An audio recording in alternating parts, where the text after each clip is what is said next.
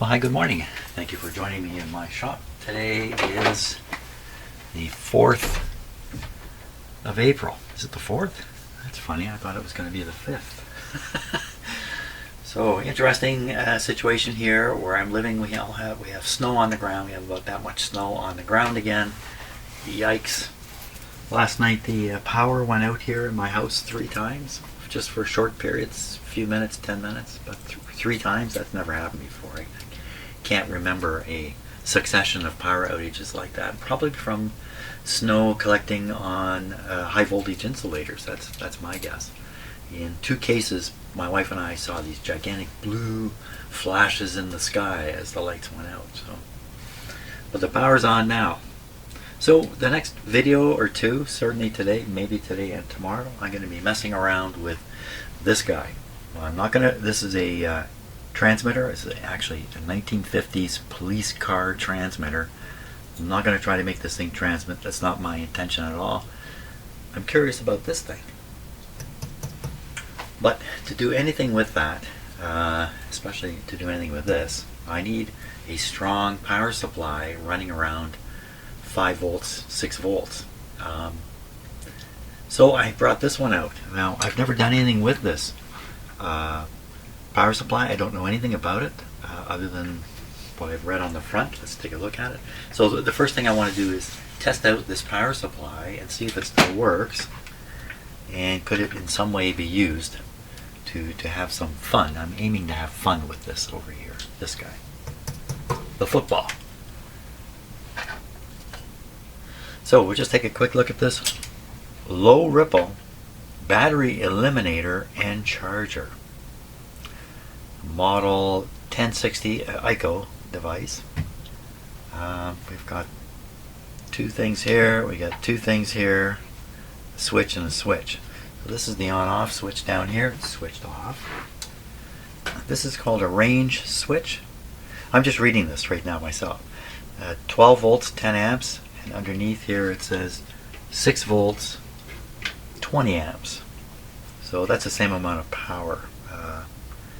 120 watts of power this thing can deliver. We've got a control here. It's called the voltage variat. The voltage variat. Variat. Can you see that? It says variat. Never seen that word. Electronic Instrument Company. Oh, is that what that stands for? ICO. Electronic Instrument Company.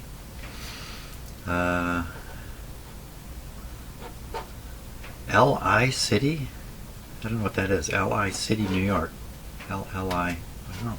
Somewhere in New York. What's this thing? Output rating. 6 volt range, 10 amps. 20 amps max.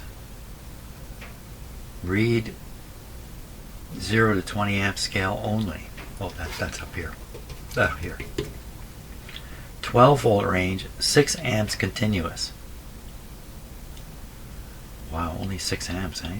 10 amps max. So on the 6 volt range, which is what we would do with this, and I think I would be moving this to try to get it down to just under 6. 6 volt range, 10 amps continuous. Okay, 10 amps. 60 watts. This weighs a ton. It's got a huge transformer in it, I'm sure. Any secrets underneath? Nope. It's got a lot of ventilation too. Okay, well, I can, without opening this up and looking inside, I can safely plug this in, and we can find out if it operates and how well it operates. And then we'll know if I have a power supply to continue the fooling around and move over to this guy.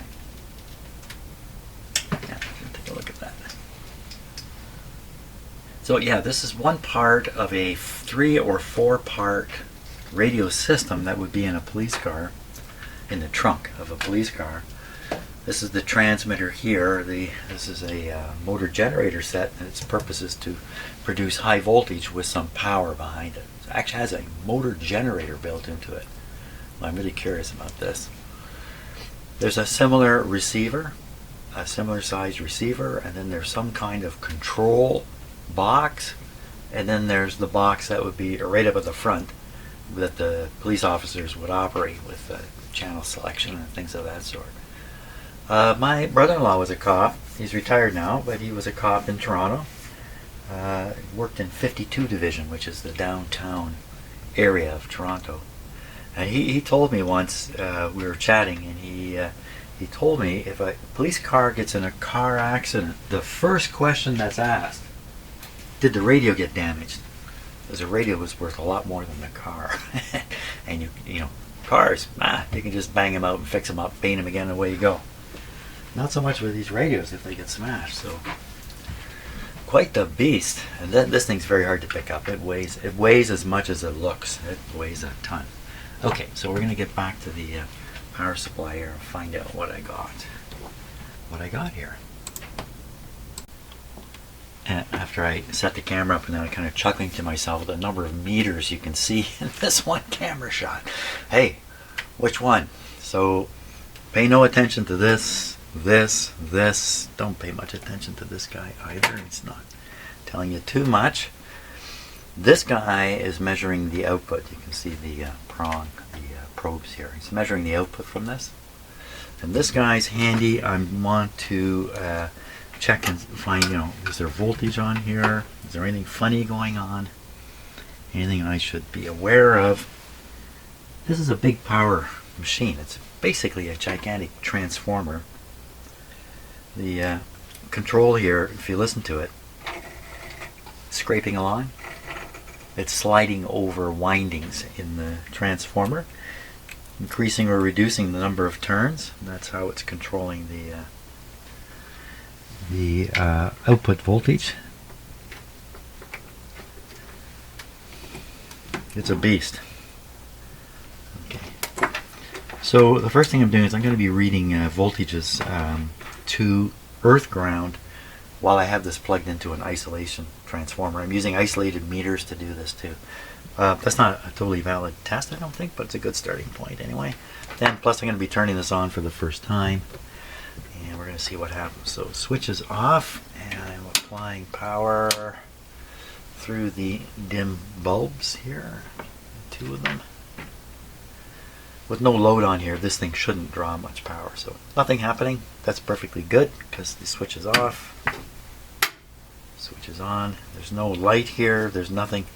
What I expect will happen is the voltmeter will pop up to maybe, I don't know, 6 volts or so. And this should show the same voltage, around 6 volts. Okay, and these lights should not really come on, but we'll see what happens. Here we go.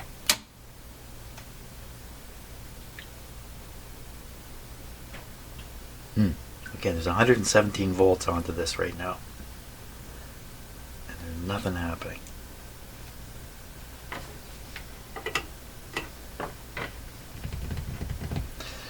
Okay, could be a blown fuse. Okay, got the power off. Is this the fuse? They put the fuse on the back. This is the fuse here.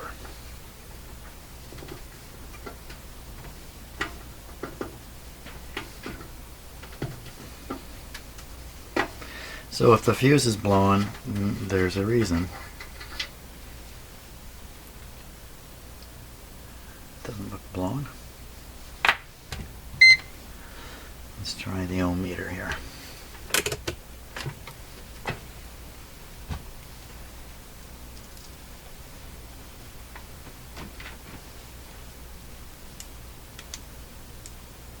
Fuse is good.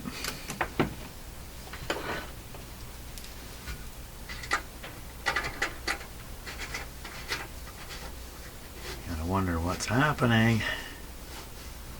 Here, maybe this didn't make, oh, it feels like it's guaranteed to be making contact.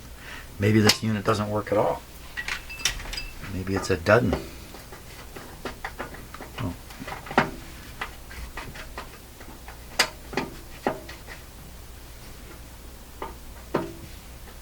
I think that's in. We'll try it again. We'll move this and we'll change the range switch also. We'll put this back here. In case I want to do something with it, I'm going to set it to 300 volts AC. Here we go again. Power's on through the lights. Now, did I really plug it in? Yes, I plugged in the right thing. 120 volts coming over here. Again, put it on.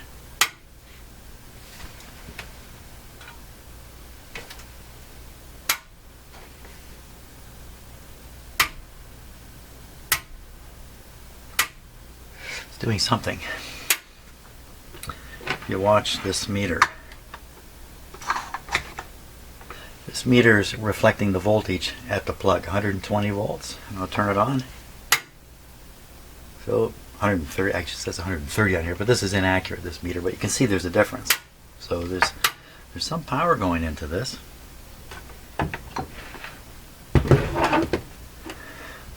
Okay, we'll try turning this a little bit and keeping an eye on this meter. If I got this right, I'm on volts DC. This went up. Yeah, it looks like it is. Oh, it says 0 here. Interesting. So you can make it 0. I didn't realize that. Well, according to this, we can easily set this guy to the voltage I need. How come this isn't showing anything? Maybe these aren't making contact? They must be making contact.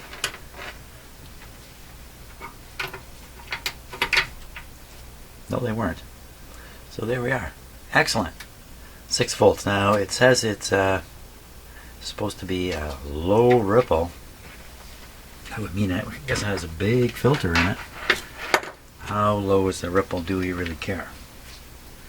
Probably don't care, because I'm not exactly powering audio equipment here. I'm going to use it to. I just want to use this guy to experiment with that thing over there.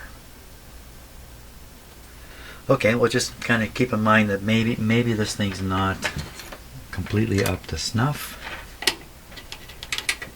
I'm going to plug it into a regular outlet and then look for leaks on the cabinet here. Yes, I can't. I have it plugged into an isolation transformer. You can't really do that. Okay. This is back in now.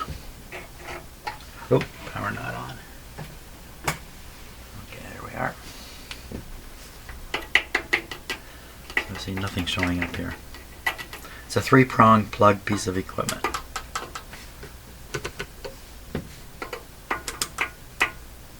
Yeah, nothing. Okay, I don't think there's a danger in using this. Good. Great. I wish it had a little light on it though to indicate it was operating. So we're going to set up now, this guy aside, and we're going to concentrate on what the heck this is and what can I do with it. What interesting thing can I do with it? I don't even know. Oh. So I think I've had this on my bench twice before. First time just to look at it and see what it is. Second time to try to figure out, is there something I can really do with it? And I couldn't come up with anything. Look at the number of connectors in this thing. I mean, it's supposed to have big cables coming out of multi-wire cables going to other units. The whole thing's all plugged together and all works as one gigantic system. Transmitter, receiver, all that stuff. So, no, I'm not about to try to operate this. But there are some interesting things to look at before we focus on this guy here. Because I'm going to try to make this thing do something. Don't know what yet. So obviously there's a couple things standing out. These tubes are really standing out, and these big capacitors are standing out here. Something that maybe is not standing out quite so much is the this is a crystal here. I believe it's plugged in.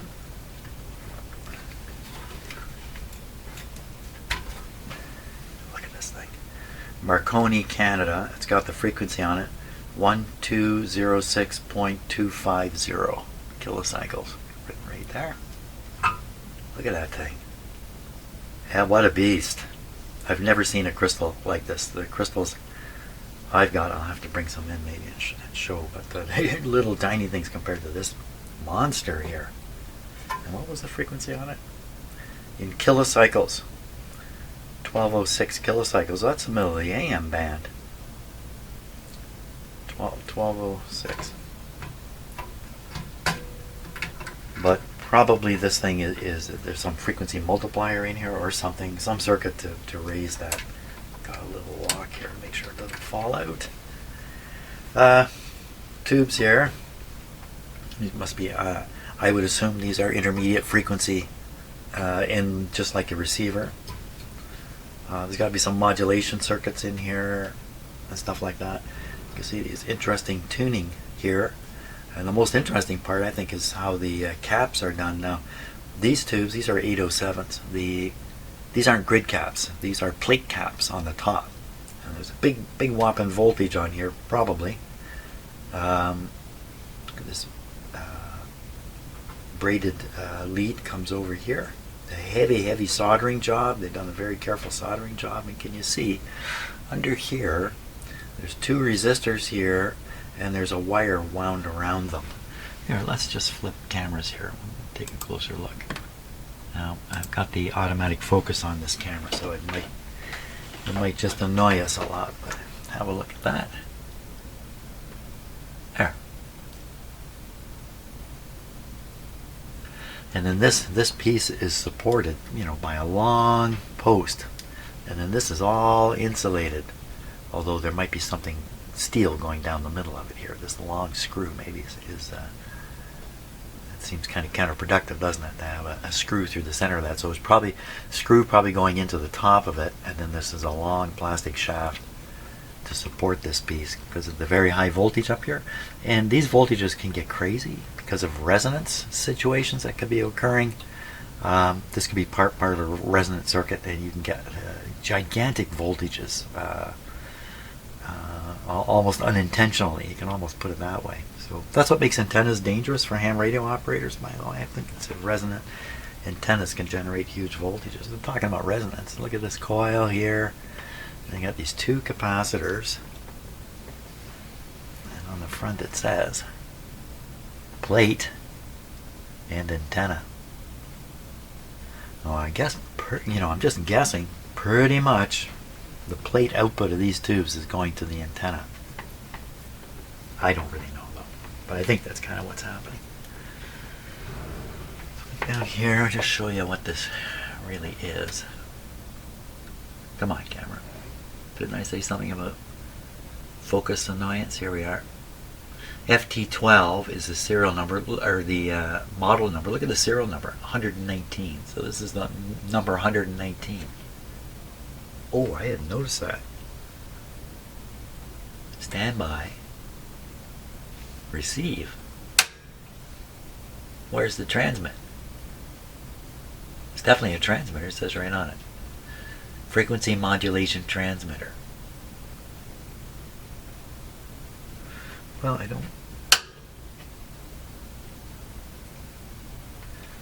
Receiver. Control. This looks like this would probably be the power. Power! And a fuse. And we've got the antenna connection, output.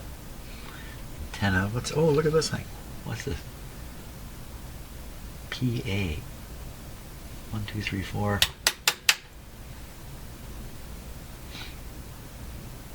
Meter switch.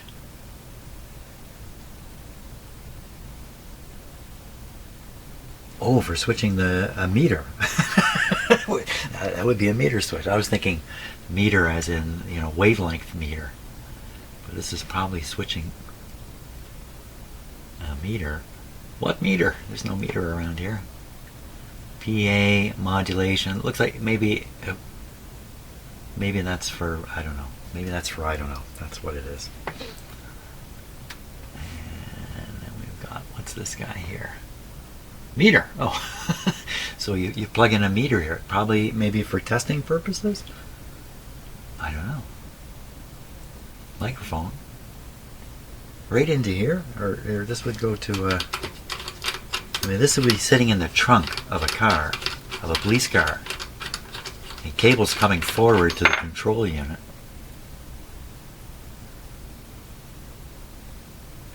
I don't know. What do you think of that? Maybe again it's for when you got this in the shop or something. Maybe this is a shortcut into it. I don't know.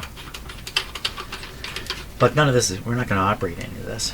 There you can see the tube type in 807. Now I understand that these 807s are a little like 6L6s, but built to do a bigger job. I'd put it that way.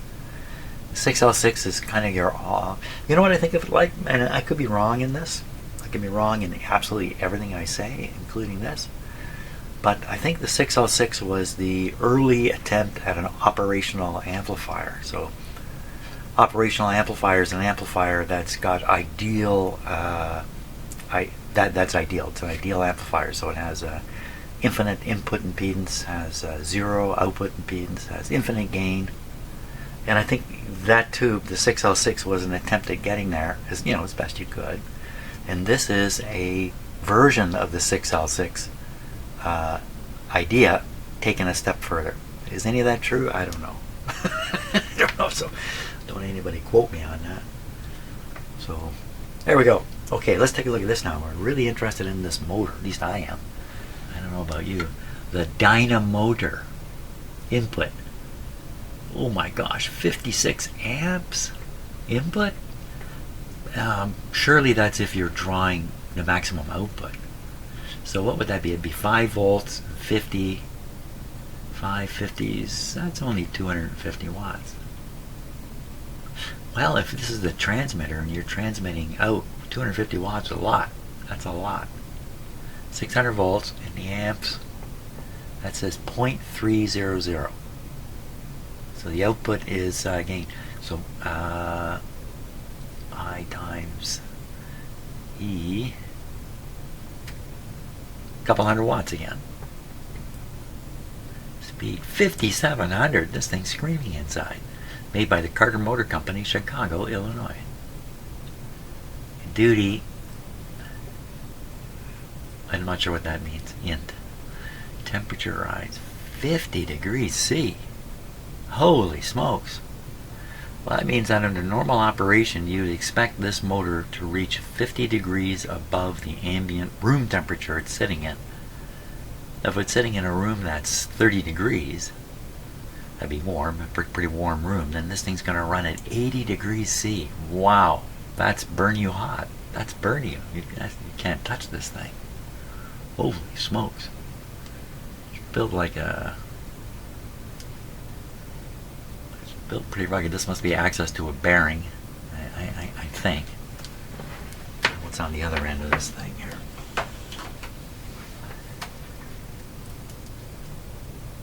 Same sort of thing. Access to a bearing. This is probably holding these two screws, probably holding this cap on the end. It's these lovely bands. The bands, are they holding this thing in? What's holding it in?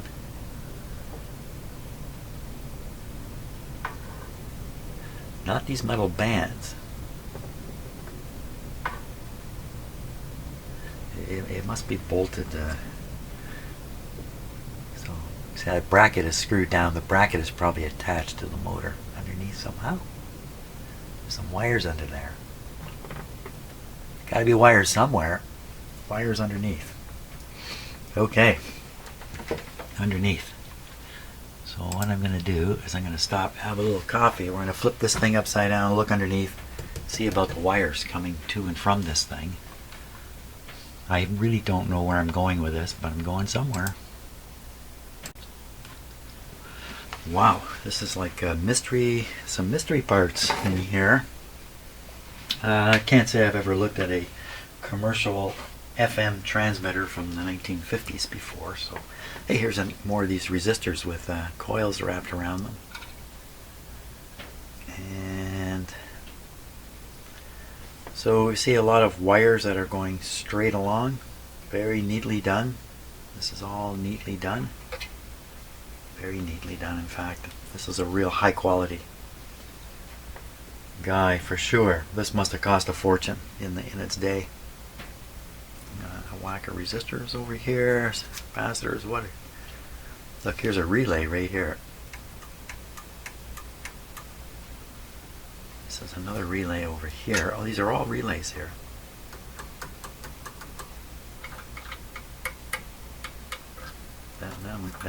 What's the matter with that one? This screw has fallen out of here. Oh, this is... Hey, just like that, and I've already found out what's wrong with it. Let's fix that and put it back in service. The screw is missing. The screw has come out with a little spring under it. There's a little spring under it. It's a little adjusting screw. It's one, yeah. So that's fallen out of there. I'll bet you that was a common thing. And that probably brought this to an end. Right there. Well, okay. Any other interesting things I can find? These are the bases of the two big tubes up top. Of course, these are the smaller tubes here. Look at the size of this cable. Oh, this has to be the cables coming from the yeah. Okay, so the big generator's just under here, just under here, right under here. So this is probably the output high voltage wires here. This says B minus on it. The other one has a tag says B plus on it. B minus, B plus. They're coming to here. So I could lift these easily, lift them off, and then we've got no connection of the generator output into this thing. Okay, and then we have the possibility of putting power in. I could lift this easy enough. You leave this one on. As long as I lift one, that's good enough. Then I can hook up my power supply over here. And it's got A plus and A minus, so it's kind of obvious which way the polarity should go. And what do I hope to happen? So I would hope I can put some power on these lines. That will start the motor turning. The motor has no load on it because there's no load on these wires. And nothing will happen except a voltage will be generated. And that's the fun. That's the fun of it. Right there. Okay, so that's pretty straightforward. We'll give this a try. I have no idea what's going to happen, but that's what this is today. Today is a day of fun. Now, what would you ever do with this 600 volt motor generator set? Well, this unit might find, the motor generator might find itself into other pieces of equipment. Maybe somebody wants the motor generator aside from the rest of this, which I don't think is of value to anybody. You'd need the whole setup, and fat chance on all that. Let's see if we can get this off. Should I just cut this lead right off here? Because getting up there with a screwdriver. Let's see, this is right here. Oh yeah, you can get a screwdriver up there. So I'm gonna take this one off. Okay, let's do it. Best way. Really got to plan moving this thing because it weighs a ton. Okay, I should be able to get at that screw. It's one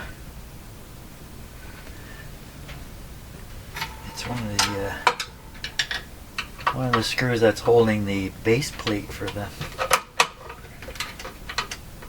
come off real nice. Any Marconi equipment I've seen has always been really nice. Marconi's an interesting figure. Gets a little too much credit for discovery, but I think his what he brought to the world was a serious commercialization of electronic stuff. And that's what brings it out into society itself, out of the lab. A lot of the other early experimenters were lab guys, and they weren't terribly interested in making money and selling stuff. Consequently, they didn't really force their stuff out into the world as much as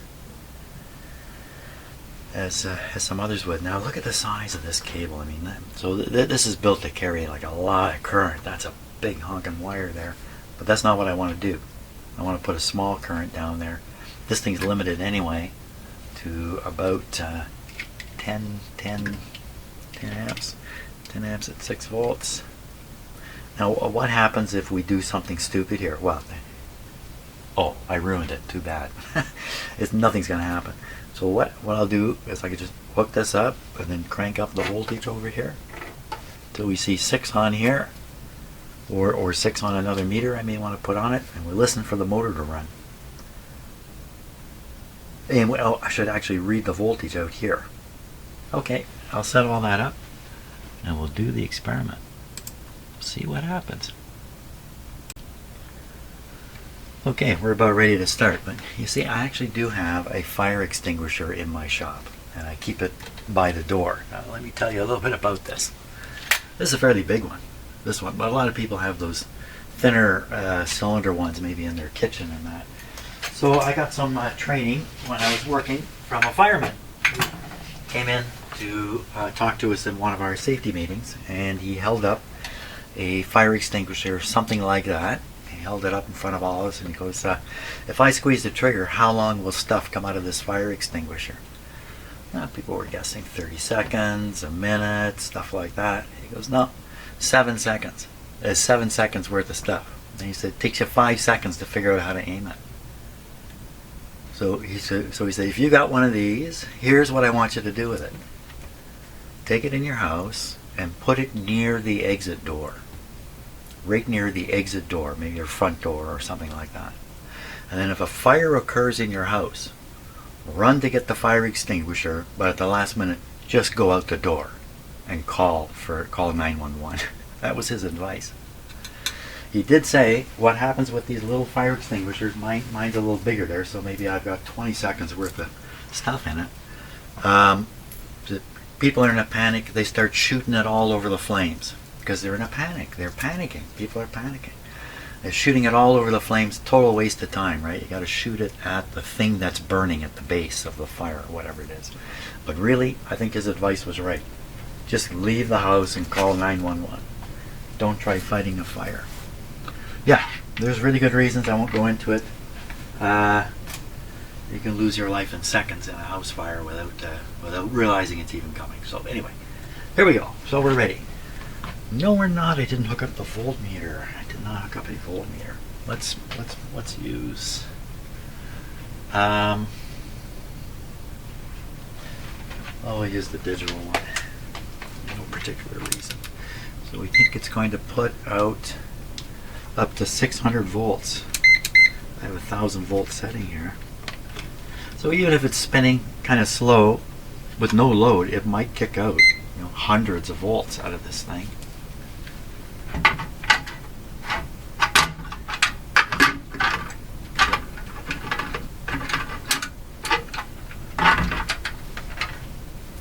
Hundreds of volts. Clip leads.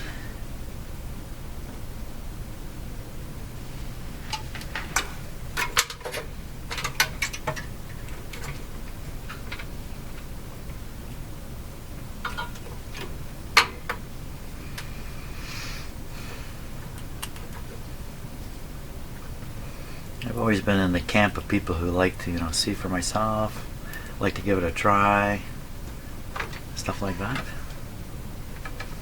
Just leave those hanging there. Leave them up here where we can see them. Okay, don't really like this arrangement. I can put this right in here actually. What's the harm of that?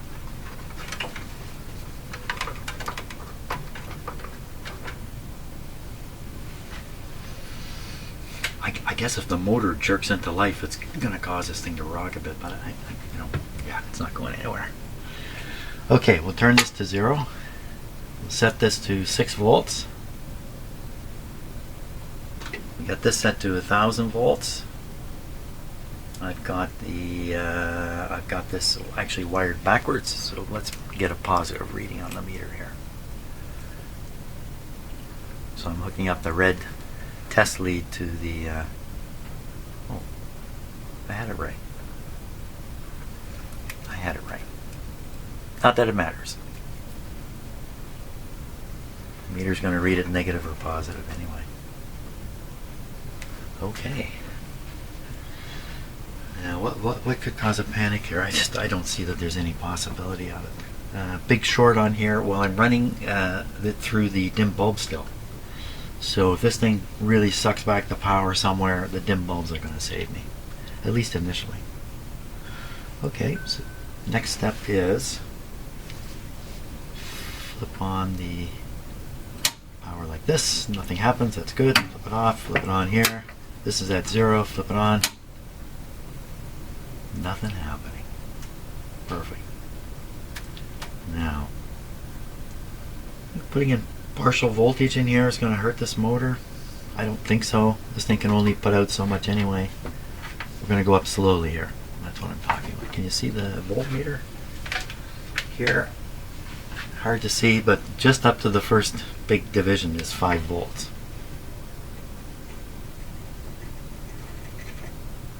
See the lights coming on? So it's trying to turn this motor, but the motor's not turning. So what we'll do is we'll pull this out. We'll set this to 6.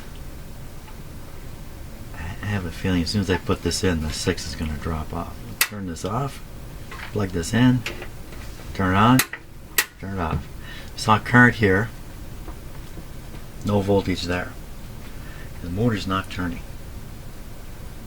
For all I know, it's seized. I have no idea. This is a totally crackpot idea. I'm using these light wires here. I've got clip leads. How much current can they really supply? Well, we saw it. And what was it? So I'm on the 6 range.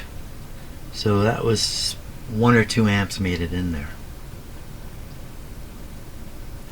Can I just push it harder? Just keep pushing it harder until we get this to come up. Power's still on. Still got dim bulbs. The dim bulb voltage drop is we're at 93 volts, so an awful lot of the voltage disappeared. I turn this up, it's just we're not gonna get anywhere. So I'm going to reduce the dim bulbage here. No, I can't. It already is. As we're gonna have to go without it.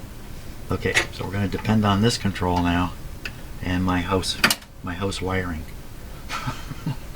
Here we go. If the lights go dim in here, it's a new version of dim bulbs. Here we go. Turn on, Jen.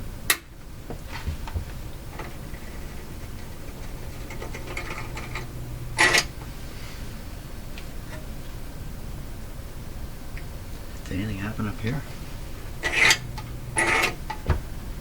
So the current we're getting up to here, so this is getting to 2 volts, and this is running 4 amps.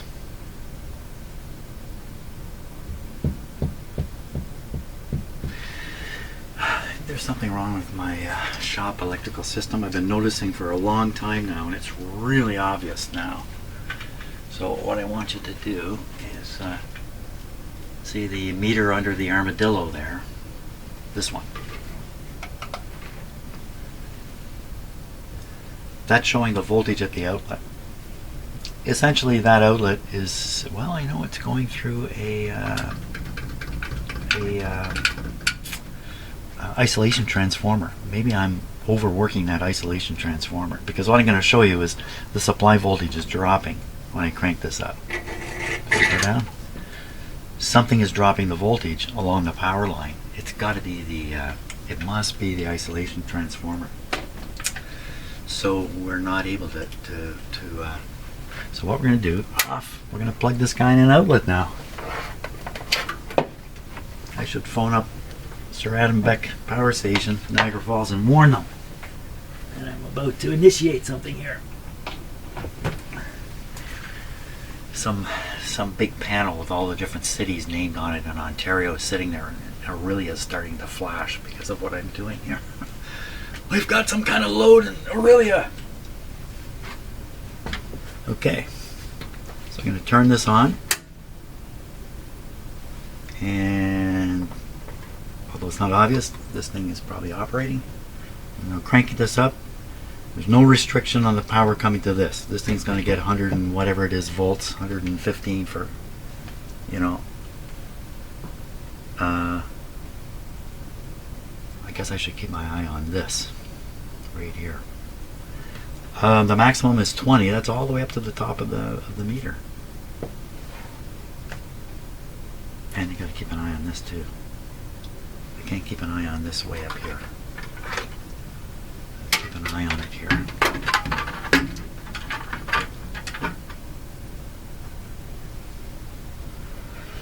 Okay, and the off switch is here because not here anymore. Off, actually.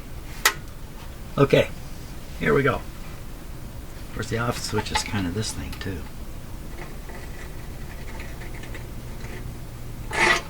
Okay, got all the way up. This got up to about 2.5 volts here, and this got up to about 10 amps. Let's go again. I can feel this thing humming when I'm holding the control here. So I know it's putting out some power, but I don't think anything happened in here. I didn't see any voltage develop here at all. So what we're going to do is we're going to give it the 12 volt setting and try to push current into it. I think as soon as it starts spinning, the current draw should go down. I think. Okay, should I say a prayer before I do this? So once again, watching the voltage here. No higher than 5, and here and interesting, when you flip it, the scale changes, so it's still at top of the meter.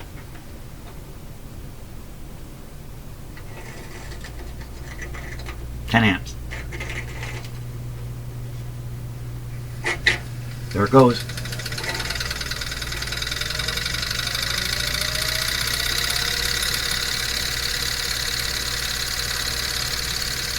Taking 8 amps into it. 50 volts.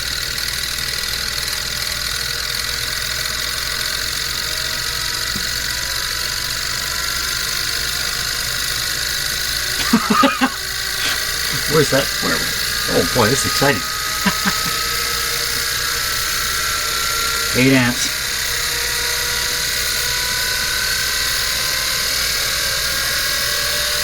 Falling off.